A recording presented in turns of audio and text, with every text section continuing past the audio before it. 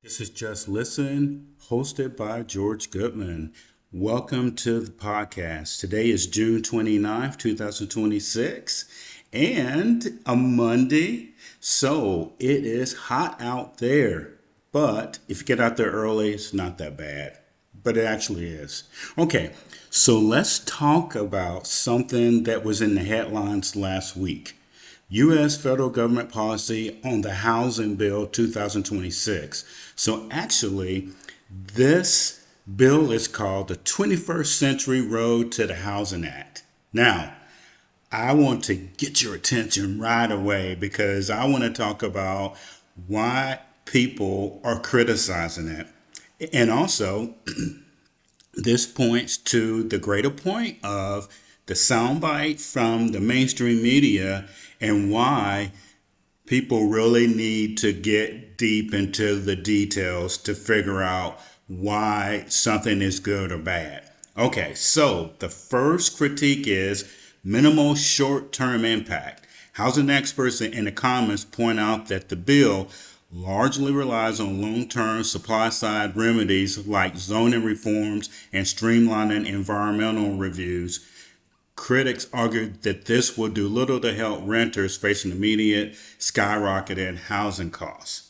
Okay, so that was a lot for 6:14 a.m., but pretty much when you take out the streamlining environmental reviews, for example, that means that points to materials. So what Congress did in the Senate, Congress, House of Representatives, Senate did was say, well, it costs more because of the materials. So when they take out the environmental reviews and zoning reforms, then builders can get cheaper materials. Thus, that should make the house cheaper.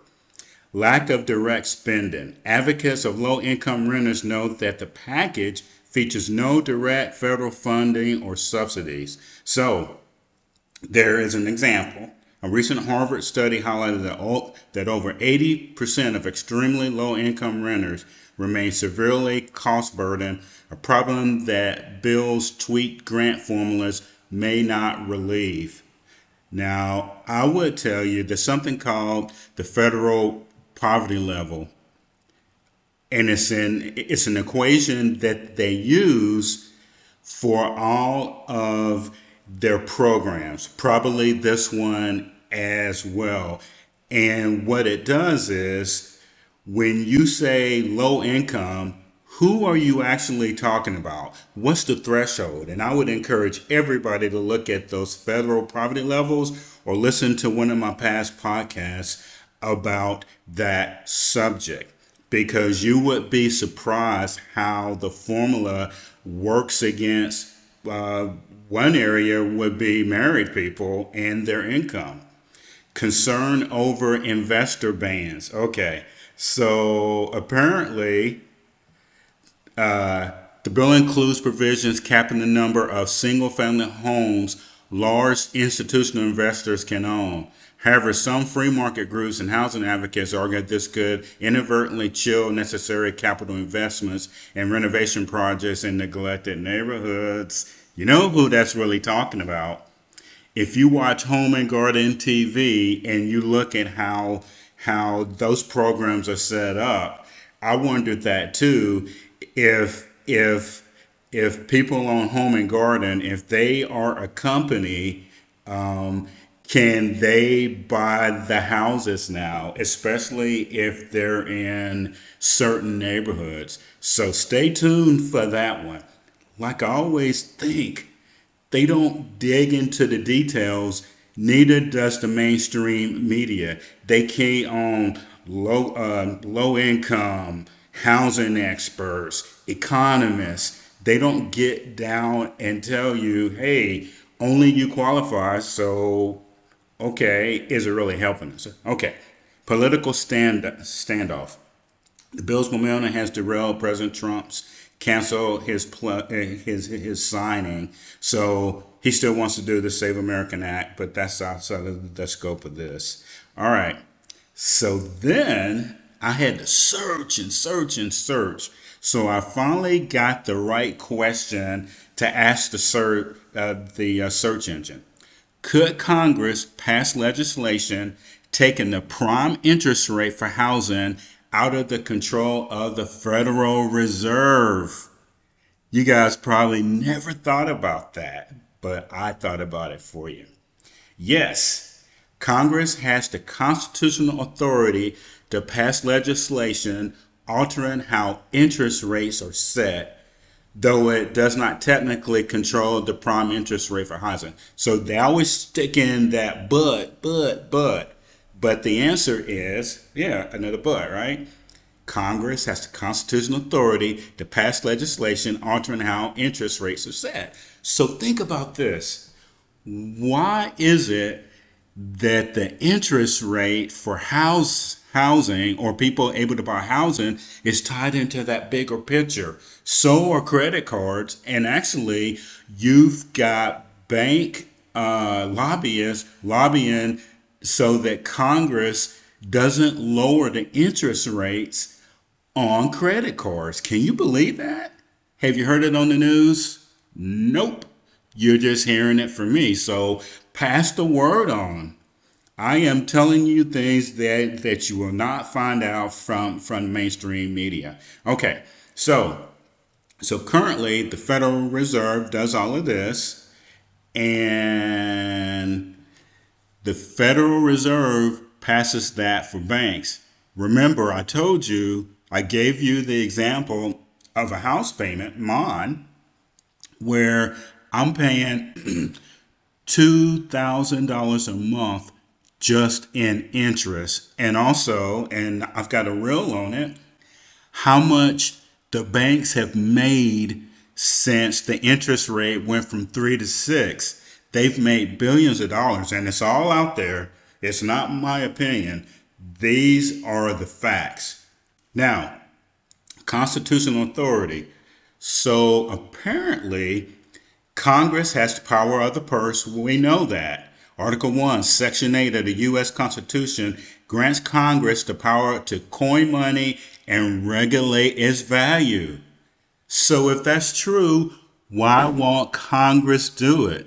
Well, I started off with what the critics said, but also if you're looking at making it cheaper for regular people, wouldn't you start with the interest rate? So I'm just throwing that out there. 6% and 3% is a world of difference. Legislative supremacy. The Federal Reserve is an independent agency created by Congress, meaning its powers are delegated and can be legally stripped or modified by new legislation. Power of the purse. Now think about this. Why did Congress make this housing bill so that manufacturers can actually build more houses with cheaper materials? Now think about some of the states that have, for example, tornadoes. Think about Florida and hurricanes. So if you spend less money on the materials and they make it $40,000 less, if there is a disaster, well, what does that mean? So maybe we should be talking to our Congress people about why they did it that way when they could actually change it so interest rates were lower. Now, I looked this up because I thought that banks would lobby them to keep the interest rates high. They do not do that. The only thing that banks can do is they can lobby to keep credit card rates higher. So that's interesting. All right.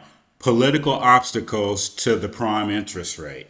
Presidential veto. Any bill restricting the Fed will require presidential approval or two-thirds congressional override. Now remember, this president wanted interest rates down. And you might take a quantum leap and say, well, maybe that's why Congress isn't doing it. I'm not sure why They won't just say, "Hey, look, people are like in trouble. They can't buy houses. They can't make the payments." All right. So, so what this bill was, and I'm finally getting to it now that I have your attention. Landmark bipartisan legislative package passed by Congress. So, to address the nation's severe housing affordability crisis. That's how they term it. Housing affordability crisis, right? Led by a bipartisan coalition. All right. So it passed 85 to 5 in the Senate and 358 to 32 in the House of Representatives. And all it needs is the signature of the president. Now, I told you, and I'll just mention briefly, restriction on institutional investors, regulatory rollbacks and streamlined reviews, infrastructure grants for loan and zone reforms. Now, I want to get on this one for a second. A $2 million annual competitive grant fund rewards state, local, and tribal governments that ease local zoning barriers, streamlining building permits, or implement density bonuses. Okay, so codes to make the house safer. They are trying to do a grant to subsidize that part. So 200 million, but you still have to qualify and you still have to use that federal poverty level restriction. All right, rental assistance. One more. The legislative cap on the Department of Housing and Urban Development rental assistance demonstration program by 100,000 units to help preserve aging public housing under private management.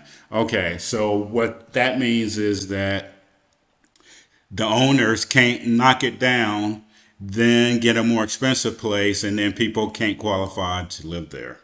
Okay, so you have to decide if you think that this housing bill that will be law eventually meets the requirements of affordability, right?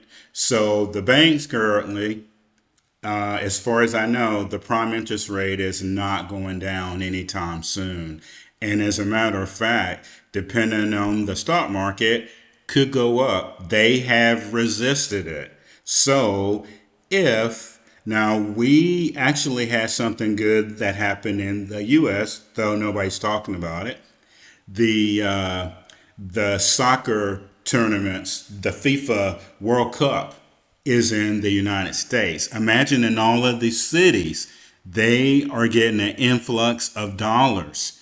Hotels, bars, the venues themselves, etc. So things are booming, and you're going to see that the economy is going to be jump started by that. Now let's wait and see what the economists say, because they actually control that prime interest rate, and they always throw out inflation. And I just think their models need to be updated, because the prime interest rates for regular people for home loans should Congress should look at making those lower and taking them out of that other equation.